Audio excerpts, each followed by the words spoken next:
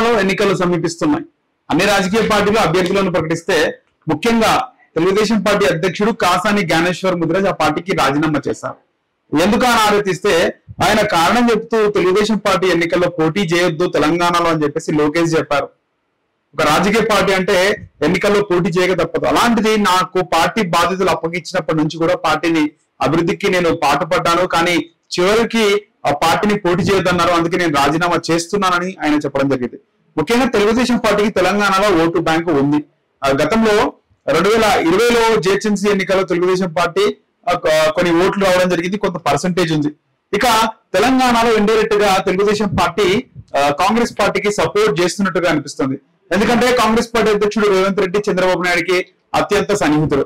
అలాగే ఆయన రీసెంట్ గా చాలా మంది మాజీ తెలుగుదేశం పార్టీ నాయకులను కాంగ్రెస్ లో చేర్చుకోవడంలో సక్సెస్ అయ్యారు. ముఖ్యంగా మాజీ మంత్రి రేవూరి ప్రకాష్ రెడ్డి గాని, అలాగే తుమ్మల నాగేశ్వరరావు గాని, మాండవ వెంకటేశ్వరరావు, మల్కాజ్గిరి ఎమ్మెల్యే మైనంపల్లి హనుమంతరావు, ఇలా చాలా మంది పార్టీలో చేరారు. అయితే ఇన్ని రోజులు తెలుగుదేశం పార్టీ నేతలంతా కూడా బీఆర్ఎస్ లో జాయిన్ అయ్యారు అనుకున్న వాళ్ళకి ఇప్పుడు తెలుగుదేశం పార్టీ నాయకులు కాంగ్రెస్ లో కూడా ఉన్నట్లుగా మనకు కనిపిస్తుంది.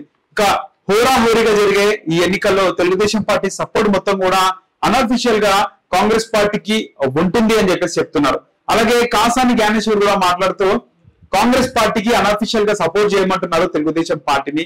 ఒక పార్టీ ఉండి పోటీ చేయకుండా కాంగ్రెస్ పార్టీకి ఎలా సపోర్ట్ చేస్తారో పైనుంచి వాయిస్ ఉంది.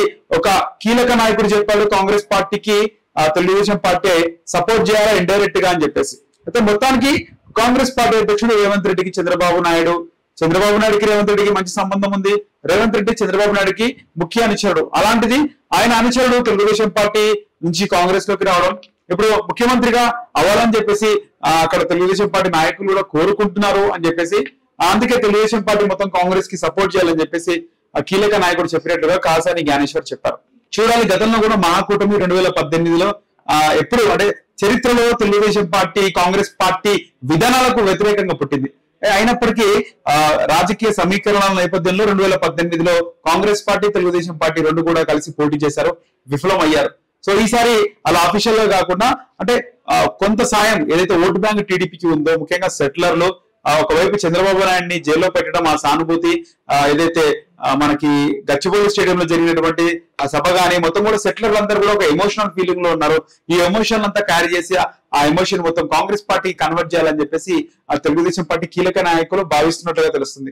చూడాలి ఏం జరుగుతుందో. ముఖ్యంగా బీఆర్ఎస్ అయితే ఎప్పటిలాగే ఒక ఎన్నికల స్టంట్ ద్వారా కేటీఆర్ హరీష్ రావు కౌంటర్ ఇస్తూనే ఉన్నారు.